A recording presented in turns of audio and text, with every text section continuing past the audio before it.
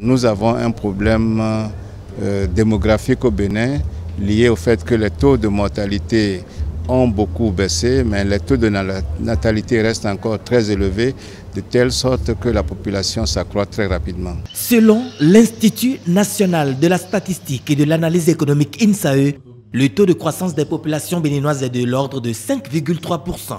Mais la richesse créée est en pleine disproportion.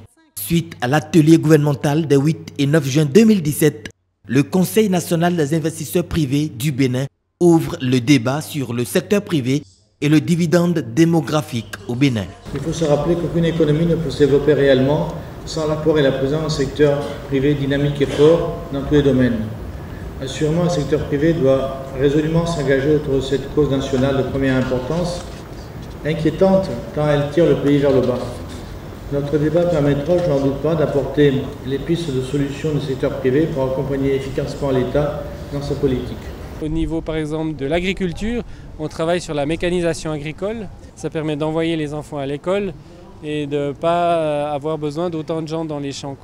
Au niveau de l'éducation de base, la formation professionnelle, il y a tout le travail sur le planning familial, le planning des naissances, que les gens puissent souhaiter les naissances qu'ils veulent et pas être un peu victimes d'un certain nombre de naissances. Et puis enfin peut-être sur l'aspect gouvernance, je pense que dans l'aspect gouvernance, il appartient à l'État, aux collectivités territoriales de planifier les besoins en infrastructure, de planifier les besoins en aménagement du territoire pour faire face à cette démographie croissante, quoi.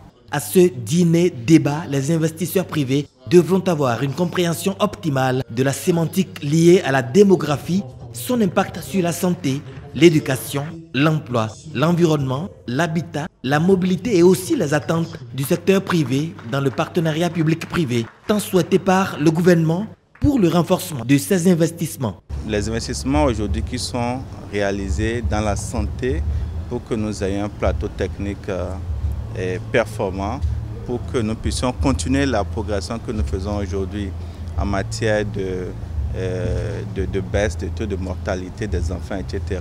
Tout cela concourt effectivement à ce que nous puissions profiter de cette transition démographique et donc de ce dividende démographique. On était très heureux d'avoir été invité à ce débat qui est une initiative absolument totalement venue du secteur privé, du Conseil des investisseurs privés du Bénin.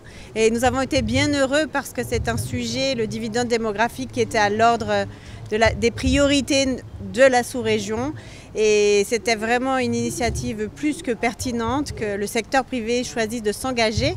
Et cette fois-ci d'inviter les Nations Unies à venir à une de leurs activités parce qu'ils considèrent que nous aussi nous avons notre contribution à apporter, mais eux surtout ont des réponses à apporter aux questions de la population du Bénin. L'État ne peut tout faire. Voilà pourquoi le gouvernement s'évertue à créer des conditions favorables à l'investissement et aux créations d'emplois.